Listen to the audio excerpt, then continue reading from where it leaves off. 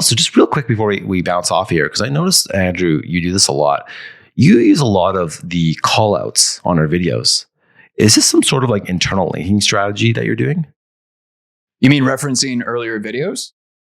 Yeah, like I noticed in some of our videos, like you were linking to things that like wasn't directly related to what we were talking about. I just noticed you doing a lot of call outs on those. And like, I thought you were doing some sort of internal linking strategy. I wasn't sure. Strength. Yeah. So it's all about strengthening the data relationship between whatever video that we're on with existing content in our library, right? So that when someone's watching the full episode or the clip or the shorter clip, if they're enjoying the content, it will be much more likely that the YouTube AI will serve up our other episodes in the suggested column. Oh, interesting. Because I noticed you were linking to clips from like earlier episodes and so on. Like I noticed you do that a lot. Is there like some ratio of like how many times you should do that in a video?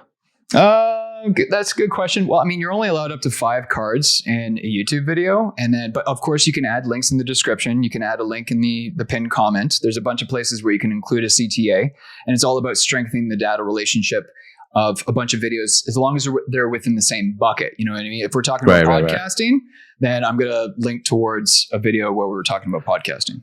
So I think that's really interesting because, you know, in SEO and blogging and, you know, all that stuff, I do that on the website. You always link back to we always do a minimum at the very bottom of every one of our articles. It says, read more related articles here. And then there's always a minimum of 3 other articles that we link to. Minimum. Yeah. And YouTube being a Google company, it's the same approach. That's why I thought that was very interesting, just observing what you were doing. And I was like, oh, this must be some sort of internal linking on our channel thing. So I don't think people know about that. I think that's a little YouTube hack that's not that popular. Yeah, I don't know how well it's known. I learned it from Daryl Eves when I read his book, The YouTube Formula. Dan, have you read that? Have you read the YouTube Formula? I haven't. I was going to write it down. Oh, dude, you like guaranteed to add value to you. A must read for anyone who's taking YouTube seriously. The YouTube Formula. It's a great book. Yeah, and the audio version just came out.